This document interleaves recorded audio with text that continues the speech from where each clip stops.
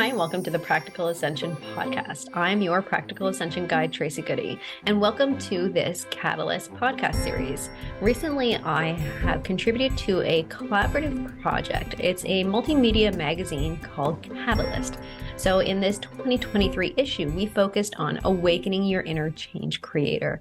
This magazine is for you if you identify as someone who is here to persevere and really create change, to connect into your soul truth and make things better. In this magazine, I am joined by 12 co-creators, all of whom are anchored in their soul truth and mission in their own way. Really, really powerful contributors. So in this series, I will be interviewing some of these fellow contributors so that you can get to know them and get a vibe for their brilliance that they bring to the world and to this project. You can get your copy of Catalyst magazine at the link in the show notes below. Today on this series, I am joined by Hearsey. She is a business design mentor who sees businesses as part of the solution to our challenges. She believes if we choose to stop and listen, nature can help us create new ways of living and working in harmony with our natural environment. She guides entrepreneurs to work with the natural life force energies of their business to uncover their true potential as change creators. Holly passionately believes that intuitive wisdom is the hallmark of future businesses and is working to help entrepreneurs hone and tone their intuitive wisdom within business life. Holly is also the editor and the creator of Catalyst magazine. So enjoy our interview. Welcome, Holly, to the Practical Ascension podcast. I'm so excited to have you back on this Catalyst series, which would not be happening without you. So today we are going to look at the changing nature of business. And of course, I'm obsessed with Holly's view on this, and the way she looks at business is very resonant with me. So I'm sure it's going to be very resonant with a lot of you who are listening. So welcome to the podcast. Well, it's good to be back. It's really exciting to be back and to see how much it's changed since I was last here. It's huge. It's very exciting. It's very exciting.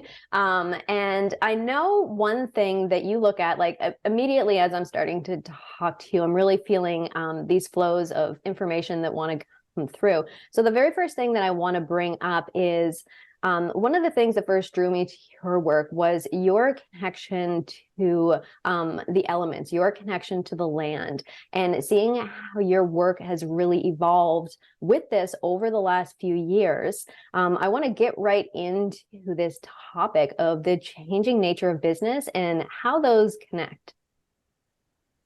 Oh gosh, well, that's such a big question, isn't it? I know. So yeah, the elements is where I started my journey. I mean, I think that has to be said, and I understood them from a particular point of view for a very long time, and then they kind of took a little bit of a back seat, and I guess that was while I was trying to work some of the other stuff out. But yes, the way I see them now is that they are intermediary between like the more energetic and spiritual sides of what we're trying to create and the land on which we depend on, and we are of the land, we're formed of the same materials from it. So there's this, how do we communicate? Because that to me is the thing that's got lost. We don't know how to communicate with the land anymore. We don't know how to listen to that really deep story, that narrative that tells us how to be. We've kind of forgotten that bit. It used to be so intrinsic to our physical experience of life. So, there was the stars and, the changing seasons and everything were our guides and our pointers. And I guess where I'm coming to is that we're kind of slightly beyond that now. So I've felt for a long time some of the more ritualistic aspects are out of, they're no longer of their time.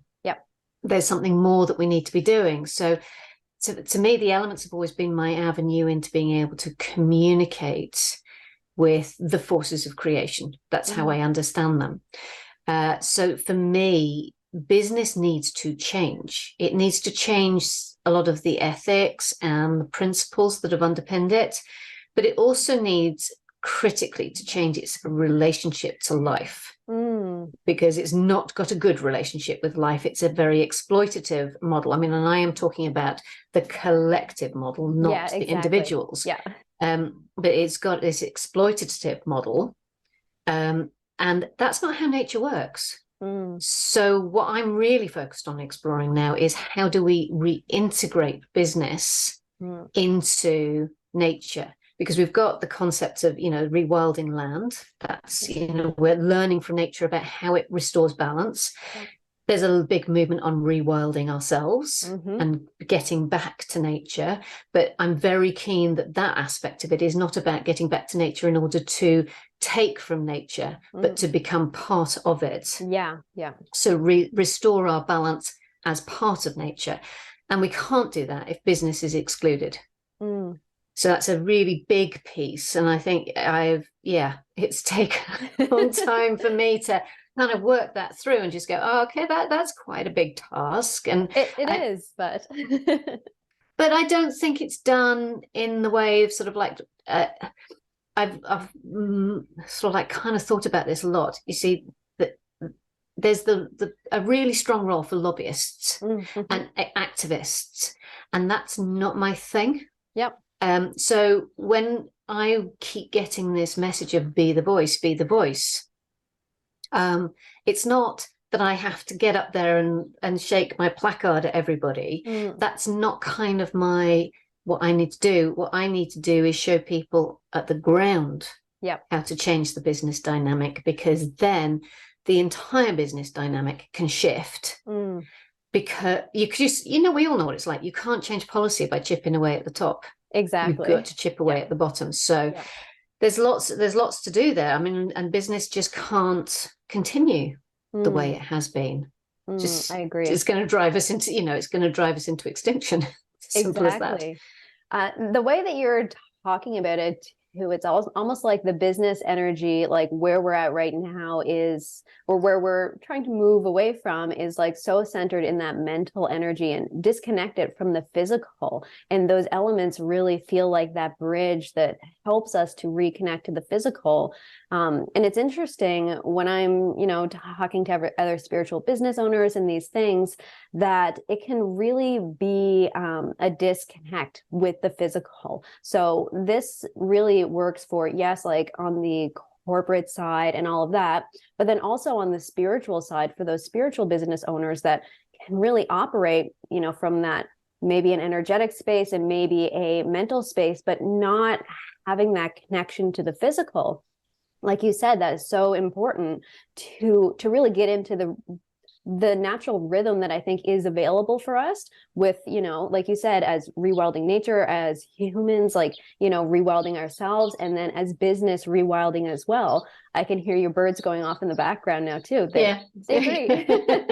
They always like to chirp in. They love it. And like you said, like it's a big task, but I think this is kind of really drawing me to the next thing that you have been talking about a lot. And it's a big task, but collaboration is also something that's flowing in as a part of this cycle. So what do you got to say about this? Because it has to be, because nature is collaborative.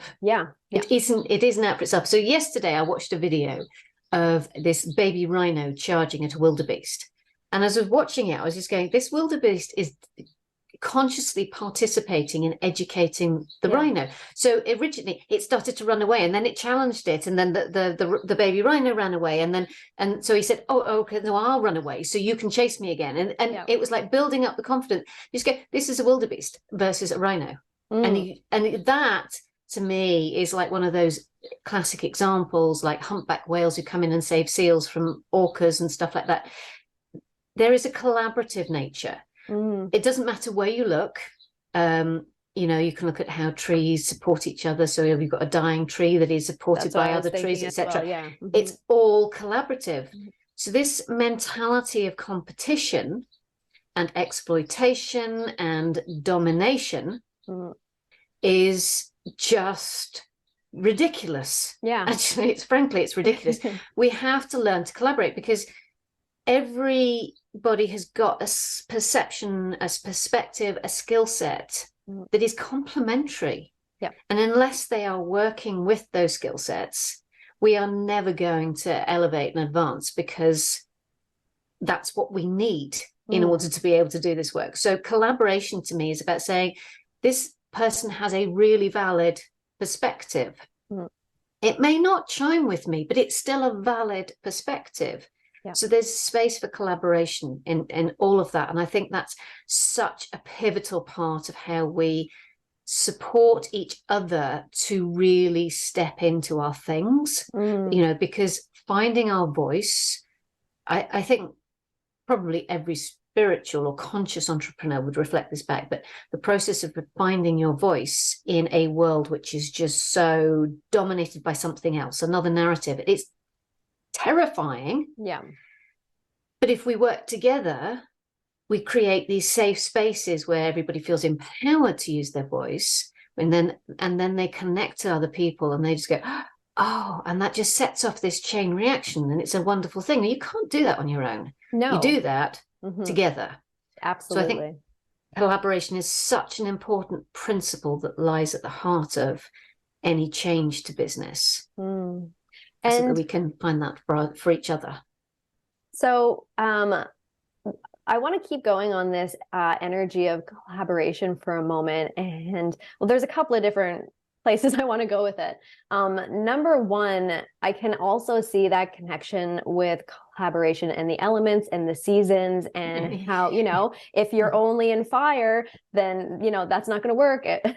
You need all of these together. Anything you want to speak to on that? And then I'll go to my next thing that's drawing. Okay. Well, yeah, the balance thing is absolutely critical. Yeah. Because we tend to label ourselves. We tend to go, oh, I'm this or I'm that, and forget the fact that we're constantly evolving, so we're constantly moving. So I do think, not to anger anybody who loves the human design, but it is the thing of the moment. It is the label of the moment. I am this or I am that. It's possible to change. Yes. It's a conscious decision to change. And I think what I've learned about the elements is that they're not archetypes. They're not labels. They are transitions. And there are actually way more than we've ever known, and they're available to us. We just haven't got names for them. But it's all about the flow through them. So there is a collaboration, and everything that we create is a collaboration of broadly the four elements that we know of. So those energies come in different ways, and then we flow through them at different times. So it is very much like the seasons. So I've got this new membership which I'm doing, which is seasonally based. But it's seasonally and elementally based, because the constant movement is how we evolve. Exactly. And it's how we explore the different states of being that are necessary.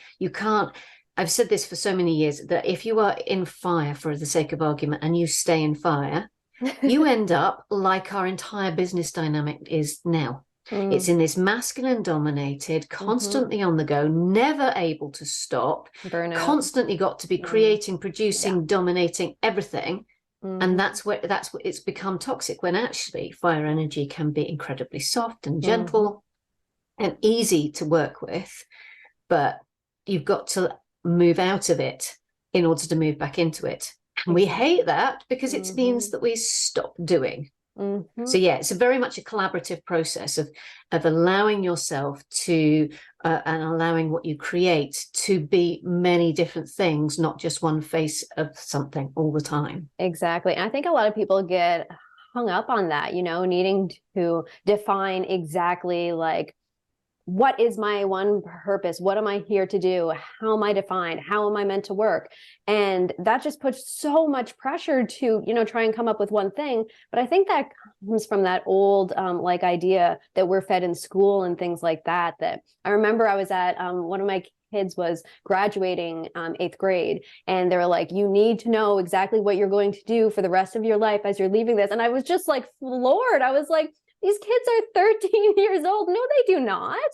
And I know I see it in my daughter now. She's graduating high school in a few years, and she's stressed out because she doesn't know what to do. And I was like, people are 50, 60 years old. They don't know what to do. It's okay. Just what do you feel like now? Like, allow yourself to evolve. So. And that is such an important thing. And I do say it to my son all the time, is that it's everything that we do teaches us a little bit more about who we are. Yeah. So being able to do lots of different things is how we find out what our purpose is, what our skill set is, what our strengths are, and it's only through lots of experiences that you can start to see that thread that runs through them, and you just go, that's how that's my default way of dealing with things. That's my strength. That's what I bring out in people. And we're so close to those things that we don't see them. And so we don't appreciate them. And then we don't realize that they are our magic wand in life. Exactly. I love that. Okay. All right. So this next thread that's flowing in is the nature of collaboration and what that means. Because again, sometimes we can have these preconceived notions that, the only way to collaborate is like you're making a program with another business owner or something like that, right? No. So what's on this? So yeah, we've got this sort of like structure, like joint ventures and strategic alliances, blah, blah, blah, blah. No, I think it needs to be much looser and much more relaxed, because collaboration isn't necessarily collaboration between two people. Yeah. It can be collaborate, or two businesses. It can be collaboration within yourself, between different parts of yourself. It can, and for those people who've got lots of things that draw them away, then it's about allowing those things to come together and collaborate to discover that there is a bigger thing that is there. So collaboration to me is a much more, it's more about a process rather than not a process. It's not a defined process, but it's more about I suppose a philosophy of approaching things, that there's always room for more energy, which is a kind of like there's a bit of a dangerous one in the mainstream narrative. You can't have that. And I think an awful lot of spiritual entrepreneurs have actually spent a lot of time protecting their energy rather than allowing their energy to go out there and mingle in the world. And I think that's where we're at now is, energy needs to go out there and just like learn and explore and then come back again. And mastery of our own energy has become a critical part of being able to do this work.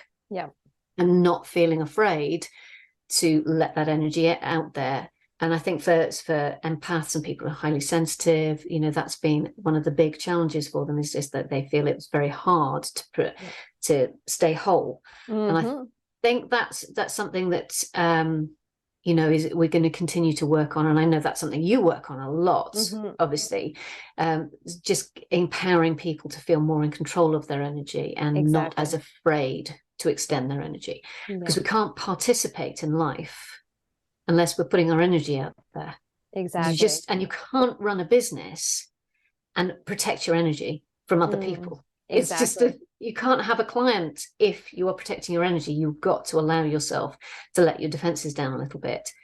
So the confidence in doing that has been, and I think that's where I've been on the last few years, is understanding the energy piece, so that I could understand how to allow people to really engage with creative energy. And to hold it without feeling that they would completely dissipating. I love that. It brought in, actually, just as you were saying, it's, something I work on. Something I worked on this week is I was asked by a business owner, a friend, she's having some issues where a lot of people are feeling really like heavy, icky energy, like that entity style energy, right? And could I do a recording for it? And sure, I did. And what really flowed through more even than like, cutting cords and all of these things is standing in your sovereignty and knowing that it's safe to go out there and do that. So the big message that really flowed through around that is you have energetic freedom to reach out, to do these things, right? And to remember that. So it was just really interesting how that was like the message that flowed through, more so than that kind of like fear-based, I have to protect myself. It was very much about, I have to open myself more. So that was really, really powerful. And I'm noticing, like, when I'm doing this interview series, for example, the amount of energy I get back from just allowing that interaction of energy with people who, again, they might not be in the same lane as me or doing, a similar thing, but the frequency of the intention of the businesses or the intention of the person are so centered around ascension, whether that's known as ascension or not, it's evolution, whatever it is, right?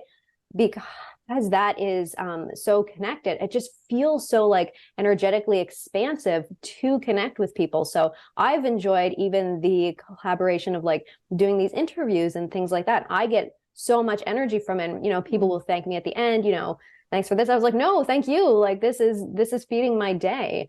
And that's how it should be. Yeah. It shouldn't be a drain. But I think something that anyone can try is the next time you go out and you meet a friend, go out and consciously choose to be received by them. Very difficult for many people, and to receive them fully. Yeah.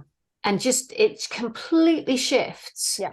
Because it puts you in the moment of receiving them where they're at, rather than having a preconception of, oh, we're going to go out and we're going to have a blast and blah, blah, blah. Do you know what I mean? We can write a story for ourselves before we even do it. Yeah. And I think if you try that sort of approach, and then you realize that you can apply that to business as well, and that it's fine to meet with somebody you've never met before, and have a conversation with them and allow yourself to get really deep into those things very quickly. I mean, you know me, I can't stop myself doing that. And to know that it's safe to do that is a pivotal part. We can't collaborate until we know that piece. All right. So the next thing that I really want to look at here is how this energy of collaboration has drawn you to start this project of Catalyst Magazine, which is the purpose of this series. Okay, so I mean, collaboration has been something that I've been pulled to for I can't tell you how long. And I've tried lots of different ways of doing it, and being very structured in anything is always makes it much, much harder.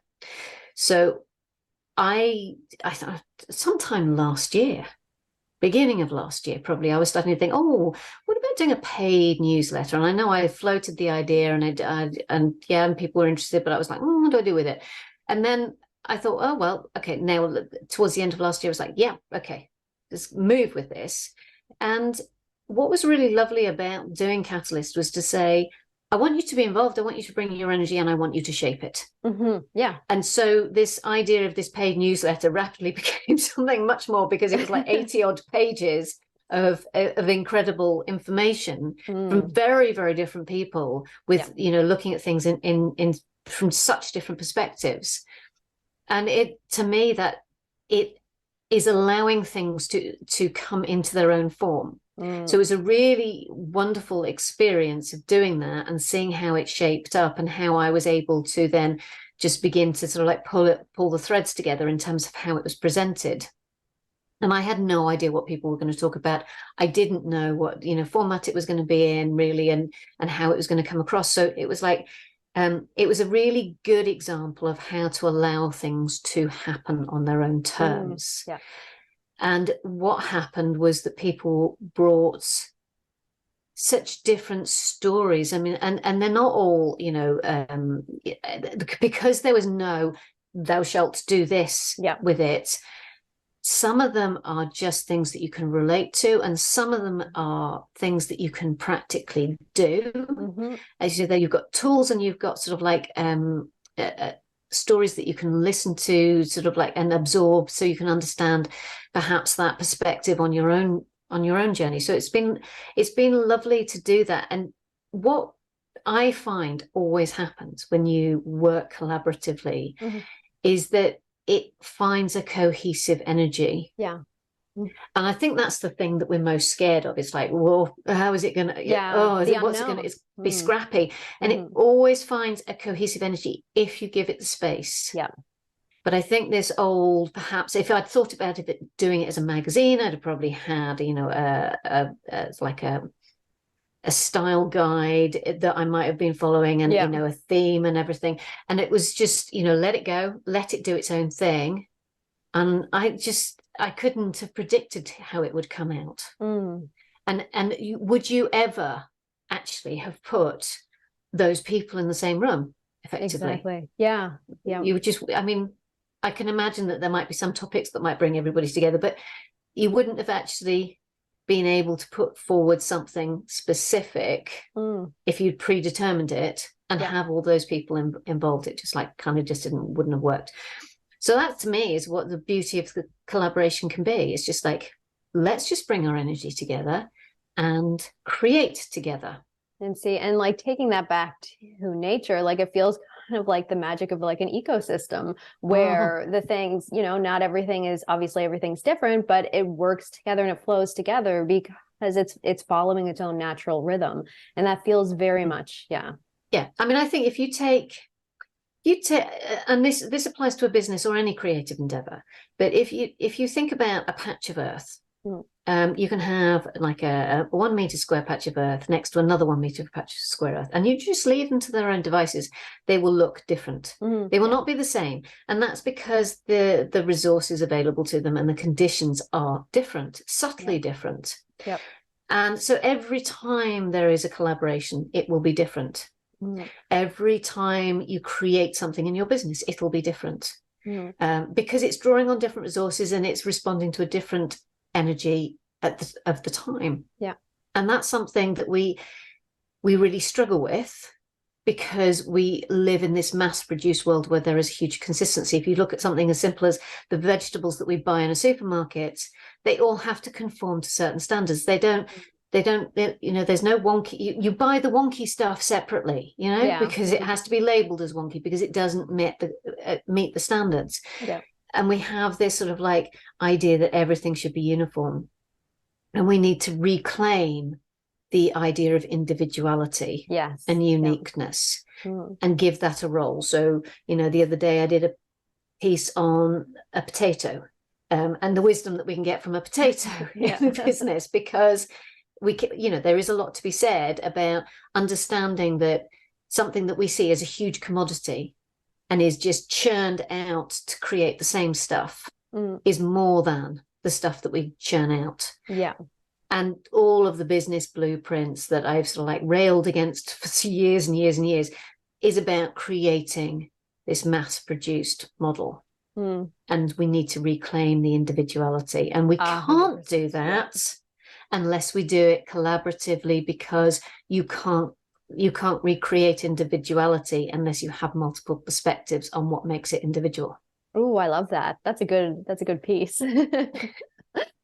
Okay, so the final thing I'm going to ask you here is for any guidance, like what really jumps out for you if somebody is wanting to connect into this really evolving business energy that's flowing through and available to us now. Maybe they want to connect through collaboration or connecting through the elements. What would be just one thing that really flows through for you for them to take action on or get started?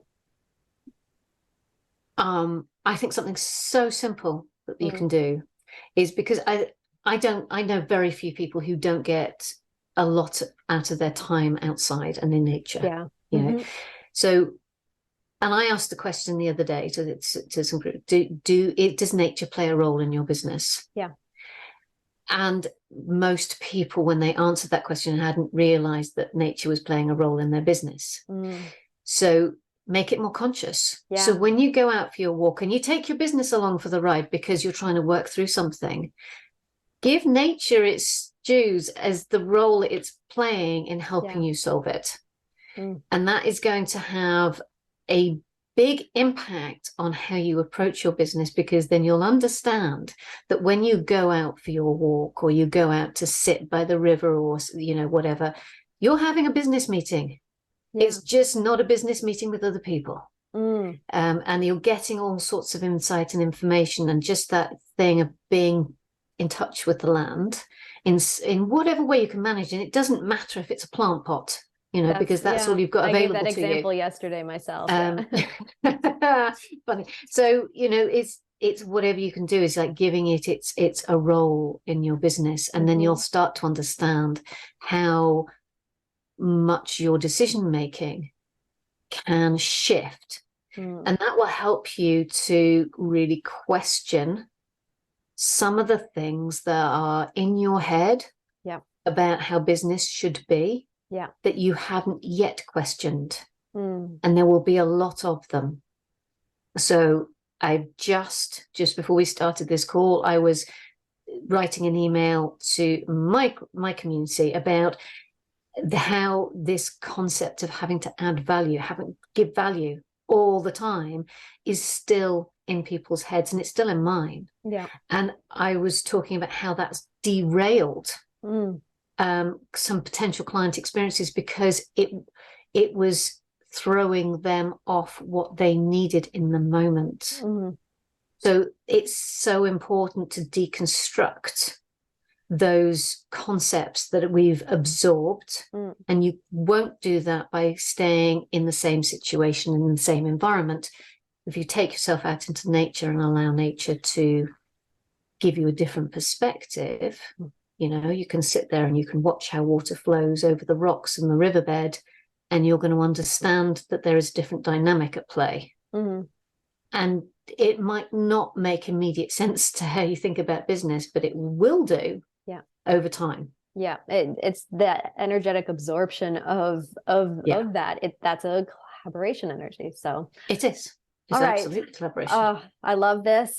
So the links for Catalyst and also how to reach you should be in the show notes below. And anything else you want to leave us off with today?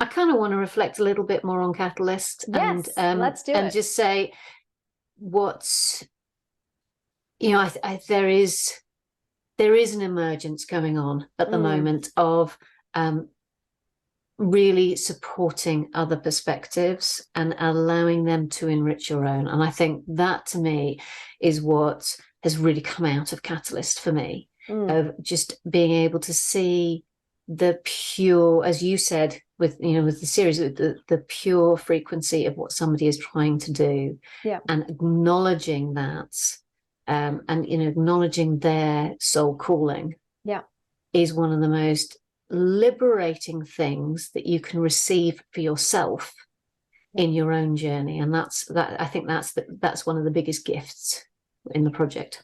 Beautiful. I love it. So yes, definitely look for the link for that in the show notes below. And the rest of the series will be following this weekly. So I'm excited for you to check that out as well. Thank you so much for joining me today. It has been a pleasure to speak with you. Thank you so much for joining us for this episode. Get more details about today's guest and get your copy of Catalyst magazine at the link in the show notes below.